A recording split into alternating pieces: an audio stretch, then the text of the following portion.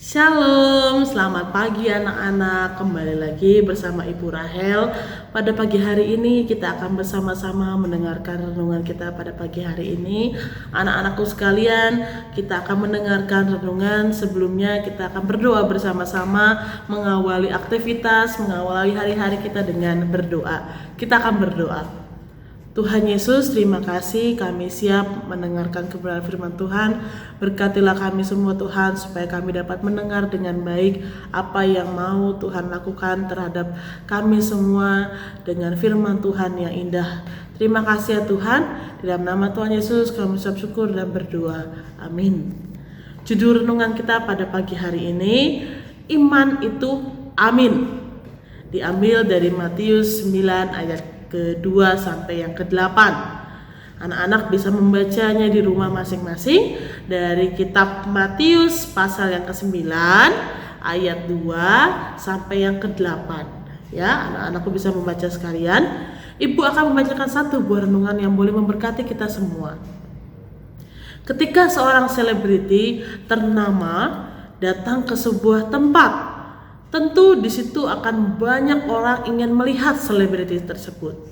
Entah hanya melihat saja atau mendatangi secara lebih dekat lagi untuk dilihat. Bahkan ada yang meminta tanda tangan, foto, dan lain sebagainya. Namun yang pasti selebriti atau artis itu tentu menarik banyak orang. Di garis bawahi, dia datang, selebriti itu menarik banyak orang untuk orang-orang tuh kepo, orang-orang itu ingin tahu apa yang dilakukan artis itu di daerah tersebut. Nah, demikian juga Tuhan Yesus. Saat Tuhan Yesus datang dari surga turun ke dunia menjadi manusia, banyak orang yang sudah menantikan, banyak orang yang sudah penasaran bagaimana wujud asli Tuhan hidup sebagai manusia. Sebagaimana dikisahkan dalam bacaan Alkitab yang boleh dibaca anak-anak di rumah dalam Matius 9 ayat 2 sampai 8. Saat itu ia sedang berdiri di Kapernaum, sebuah daerah di dekat danau Galilea.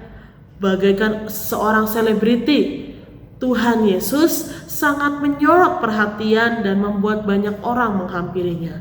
Saat itu orang-orang banyak melihat, sudah mendengar bahwa akan ada Mesias datang ke dunia. Saat Yesus datang, berita itu bersebar luas dengan cepat. Makanya banyak orang datang menghampiri Yesus melihat secara langsung. Tak kecuali ada seorang yang lumpuh. Ia merindukan jamahan Tuhan untuk sembuh dari penyakitnya. Dan Yesus mampu memberikan hal itu, mujizat ya, yang kita kenal bahwa Tuhan menyembuhkan orang yang lumpuh. Perlu diingat bahwa pada zaman itu orang yang terkena penyakit berat dianggap sebagai hukuman dari dosa oleh Tuhan yang dilakukannya. Jadi orang-orang yang terkena penyakit dulu itu bukan cacar ya, kusta,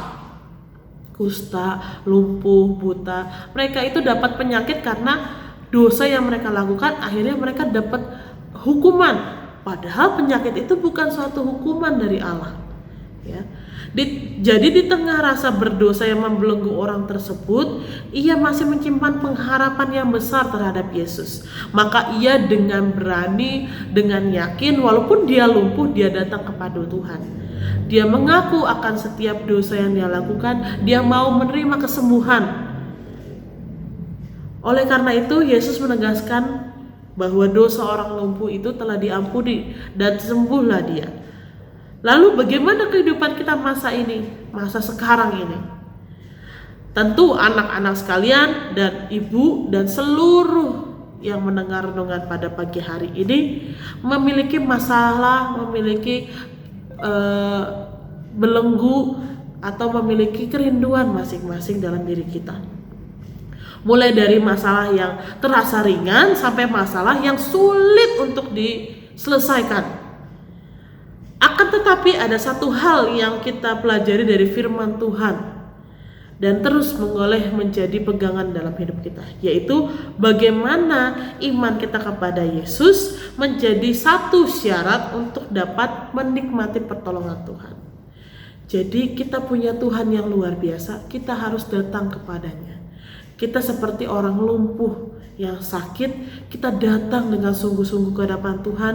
Kita beriman bahwa Tuhan Yesus mampu menyembuhkan, Tuhan Yesus mampu menghilangkan segala masalah yang ada dalam diri kita masing-masing.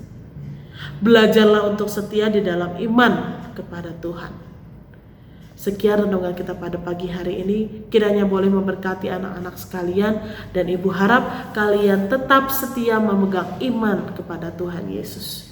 Kita berdoa. Tuhan, terima kasih untuk renungan yang indah. Kami bersyukur Bapa, kami belajar, kami mau Tuhan iman kami tetap setia akan Engkau. Kami boleh belajar bagaimana kami harus mencari Tuhan atas setiap masalah yang boleh kami hadapi pada saat itu. Tuhan, kami mau menaruhkan seluruhnya di dalam Tuhan.